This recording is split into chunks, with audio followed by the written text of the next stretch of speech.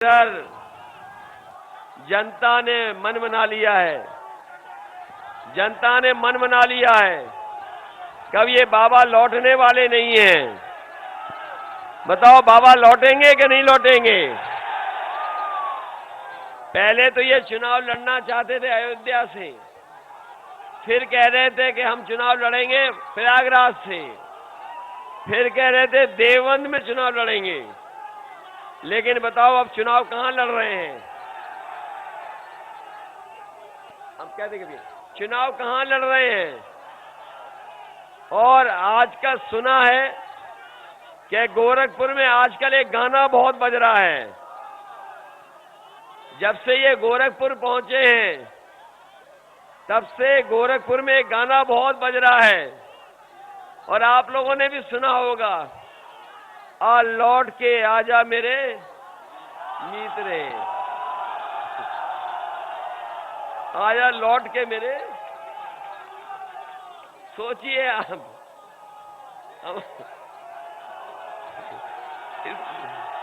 इसलिए मैं आपसे निवेदन अपील कर रहा हूं, इस बार तो लगता है सुल्तानपुर सफाया करने वाला है। और सफाया इनका इसलिए भी जरूरी है क्योंकि ये चुनाव लोकतंत्र को बचाने का है, ये चुनाव संविधान बचाने का है, ये चुनाव खुशहाली की तरफ उत्तर प्रदेश को ले जाने का है। इसलिए हम आपसे मदद करने आए हैं। जब जब जनता की जरूरत थी तब तक इन्होंने जनता को अनाज छोड़ दिया। आपने देखा होगा मजदूर पैदल पैदल घर गए थे। इस कोरोना के समय पर अगर किसी ने मदद की थी तो समाजवादी सरकार के में जो एम्बुलेंस दी गई थी उसने मदद की थी। एम्बुलेंस चलती रही और जब से बाबा मुख्यमंत्री आए हैं इन्होंने हमारी एम्बुलेंस भी बर्बाद कर दी। हम अपने एम्बुलेंस के चलाने वाले ड्राइवरों को भरोसा दिला के जा रहे हैं। आपने कोरोना में बहुत मदद की गरीबों की और आज भी फोन करने पर तकलीफ और परेशानी में आप गांव में मदद करने जाते हो। समाजवादी सरकार बनेगी तो हमें चाहे एम्बुलेंस दुगनी करनी पड़े, एम्बुलेंस दुगनी करेंगे और इन ड्राइवरों की भी मदद करेंगे। इनको भी सम्मान देने का काम समाजवादी सरकार में होगा। इधर भारतीय जनता पार्टी,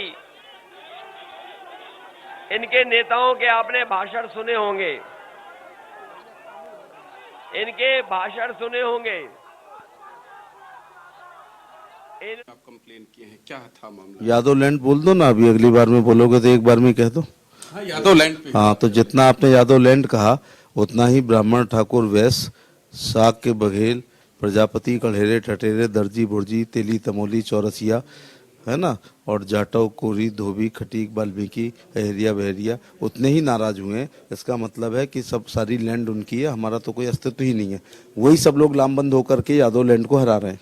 लेकिन उन लोगों का दावा है, स्पेशली अखिलेश यादव का, कि जमानत वाली बात करें कि आपकी जमानत वहां जब्त हो रही है।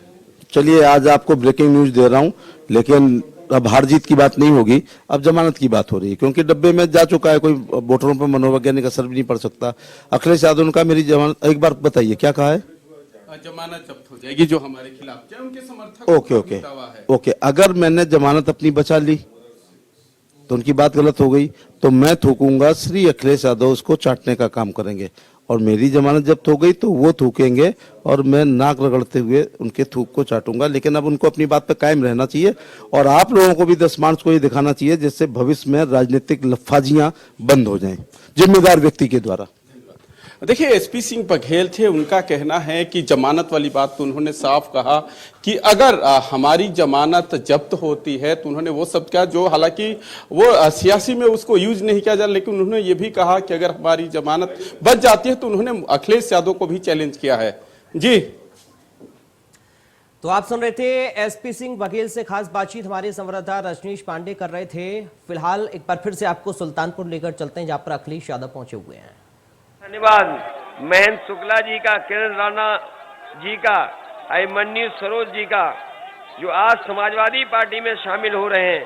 मैं उन सभी का स्वागत करता हूं। वहीं राम शिरोमणि वर्मा जी आ रहे हैं, लल्लू चौरसिया जा रहे हैं, किरण राणा जी, जसविंदर सिंह कौर, अरुणा तिवारी, विनोद राणा, मैं धन्यवाद देना चाहता हूं। मैं अपने संतोष पांडे जी का भी धन्यवाद देते हैं कि इन्होंने भगवान परशुराम जी की मूर्ति लगवा दी और हमें मौका मिला वहां दर्शन करने का। न केवल दर्शन करके आए और उनका फरसा भी देखा हमने, बहुत ऊंचा लगा हुआ फरसा।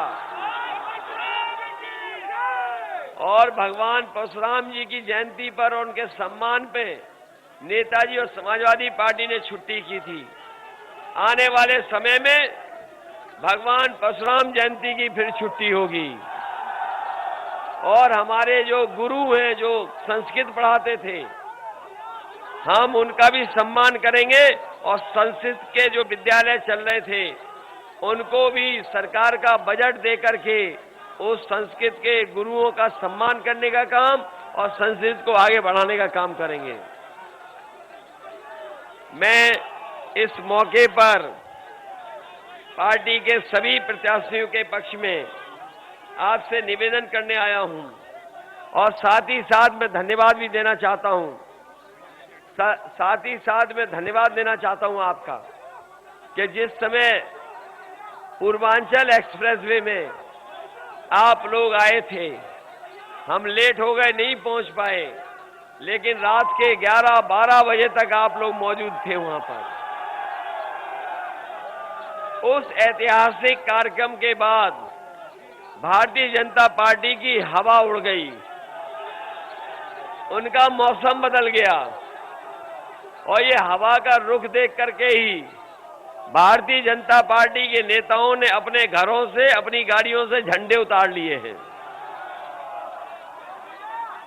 मैं बधाई देता हूं आप सबको और एक बार फिर मैं आपसे अपील करता हूं कि अनूप सांडा जी को अच्छे वोटों से जिता देना, मोहम्मद ताहिर जी को अच्छे वोटों से जिता देना, संतोष पांडे जी को भी ऐतिहासिक वोटों से जिताना, हमारे अरुण वर्मा हैं, इनको अच्छे वोटों से जिताना, भगेलू राम जी भी हैं, इनको भी अच्छे वोटों से जिताना।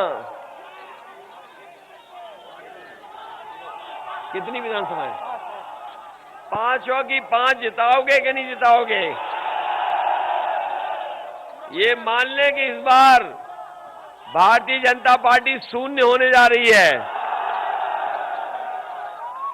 याद रखना, इन्होंने बहुत महंगाई बढ़ाई है, याद रखना इन्होंने बहुत बेरोजगारी बढ़ाई है। जी का, अभिमन्यु सरोज जी का, जो आज समाजवादी पार्टी में शामिल हो रहे हैं, मैं उन सभी का स्वागत करता हूं। वहीं राम शिरोमणि वर्मा जी आ रहे हैं, लल्लू चौरसिया जा रहे हैं, किरण राणा जी, जसविंदर सिंह कौर, अरुणा तिवारी, विनोद राणा, मैं धन्यवाद देना चाहता हूं। मैं अपने संतोष पांडे जी का भी धन्यवाद देते हैं कि इन्होंने भगवान परशुराम जी की मूर्ति लगवा दी और हमें मौका मिला वहां दर्शन करने का। न केवल दर्शन करके आए और उनका फरसा भी देखा हमने, बहुत ऊंचा लगा हुआ फरसा। और भगवान परशुराम जी की जयंती पर और उनके सम्मान पे नेताजी और समाजवादी पार्टी ने छुट्टी की थी।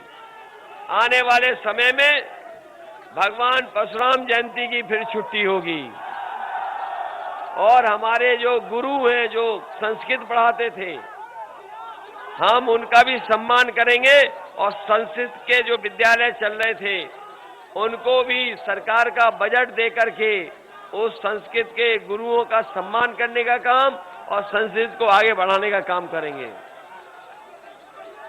मैं इस मौके पर पार्टी के सभी प्रत्याशियों के पक्ष में आपसे निवेदन करने आया हूं और साथ ही साथ मैं धन्यवाद भी देना चाहता हूं। साथ ही साथ मैं धन्यवाद देना चाहता हूं आपका कि जिस समय पूर्वांचल एक्सप्रेसवे में आप लोग आए थे, हम लेट हो गए, नहीं पहुंच पाए, लेकिन रात के 11-12 बजे तक आप लोग मौजूद थे वहां पर। उस ऐतिहासिक कार्यक्रम के बाद भारतीय जनता पार्टी की हवा उड़ गई, उनका मौसम बदल गया और ये हवा का रुख देख करके ही भारतीय जनता पार्टी के नेताओं ने अपने घरों से, अपनी गाड़ियों से झंडे उतार लिए हैं।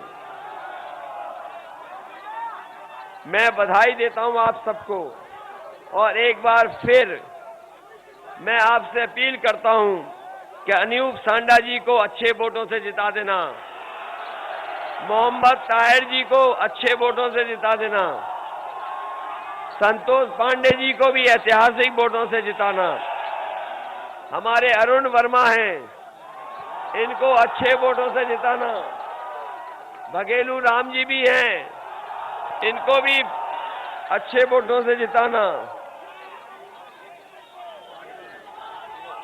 कितनी विधानसभाएं? 5 की 5 जिताओगे कि नहीं जिताओगे? ये मान लें कि इस बार भारतीय जनता पार्टी शून्य होने जा रही है। याद रखना, इन्होंने बहुत महंगाई बढ़ाई है, याद रखना इन्होंने बहुत बेरोजगारी बढ़ाई है और गरीबों की कोई मदद इस सरकार ने नहीं की है। ये हमारी मिली जुली संस्कृति को बर्बाद करना चाहते हैं, ये हमारी गंगा जमुनी तहजीब को बर्बाद करना चाहते हैं।